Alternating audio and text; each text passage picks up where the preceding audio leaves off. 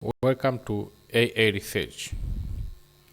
Beginning September 2019, we started a research on malware analysis where we are investigating presence of malware samples in Tanzanian cyberspace.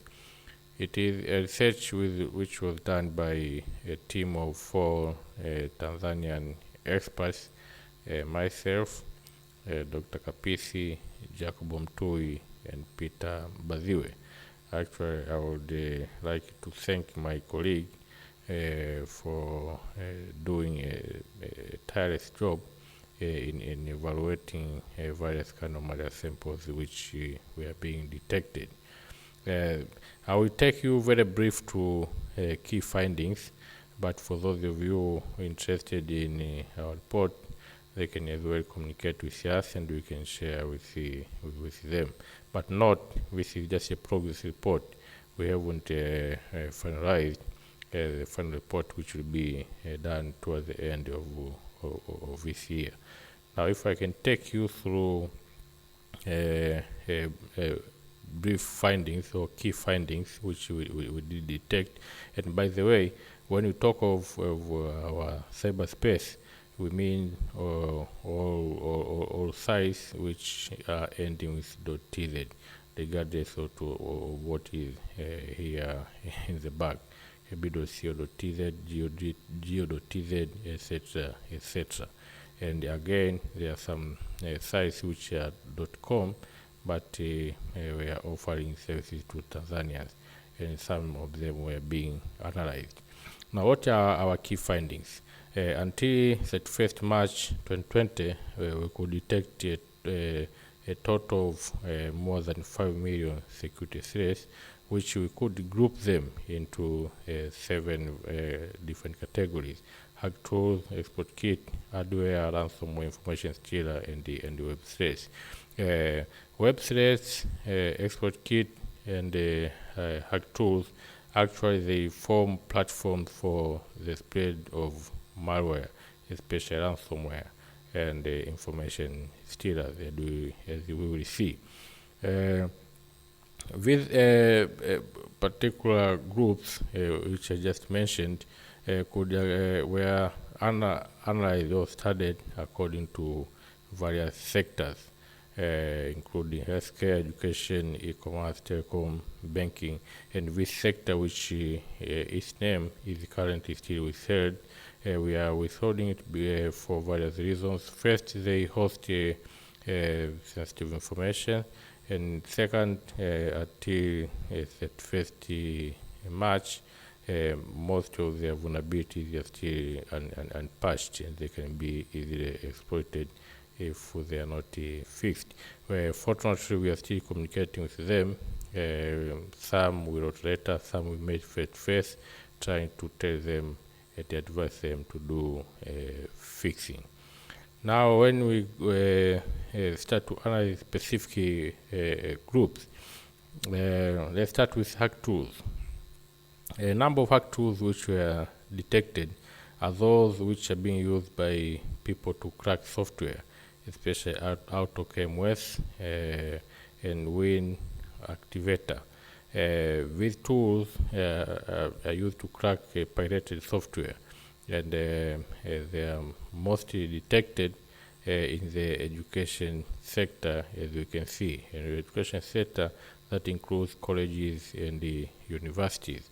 In the months of December and March, we are observed to have the highest cases of hack tools. When it came to web threats are those kind of vulnerabilities or weaknesses which they form a good platform or a potential for malware injections.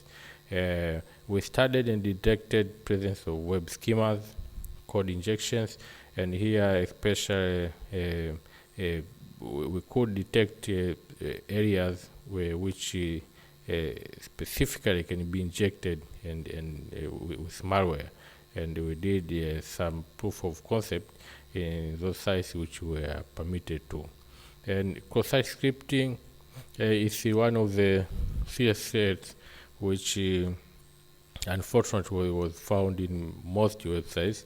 And if a particular site is vulnerable to cross-site scripting, that means it is a playground for cyber espionage. People can steal others' credentials who are visiting who are online, as long as cross-site scripting do exist. And the cross-site scripting is divided into two major categories: server side and the user side. And unfortunately, both sides of both categories, user and server side, were detected in our cyberspace. And another one was integer overflow, a vulnerability which was found mostly to financial sector and the other sides which are dealing with the statistical data, and this is quite dangerous. We'll talk more of it in our other reports and findings. Again, the month of March 2020, I had the highest cases of web threats. Also November 2019, December and January had the most cases of web threats. Information stealer are nothing other than spyware. These are spyware which are designed to steal users' credentials. And we could find more than 1, 2, 3, 4, 5, 6, 7, 8, 9, 10 different types of spyware circulating in our cyberspace. And some could steal information in mobile devices, example, the Android PUP riskware. We'll talk more of this in our report, and for those who will be gifted to get a report, we will know more about this kind of spyware. Again, October 2019 and March 2020 had the highest cases of spyware, and most of them attacking Android devices. Yeah, another was ransomware. Ransomware, which was quite disturbing, and it can be witnessed by some of you in your work areas where you have been attacked. It's one of the serious cases, and it is being circulated fairly easily because of the presence of web threats, which I've just said, information schema, code injection, cross-site, integer overflow, and the server message block vulnerability, SMB. SMB, not only SMB version 1, even the recent version 3 of SMB is found to be vulnerable if it is not properly patched. And we could see it being used to spread malware as well. And the most disturbing malware for the period of September 30 to March 31 is the Lucky Chinese, which had the most cases, followed by Samsung and Grand Cab, I think, as you can see in our report, and Annabelle. These are the ransomware which were quite disturbing. And in our next report, where we do most of malware analysis, we'll be able to see what actually how to analyze these malware samples.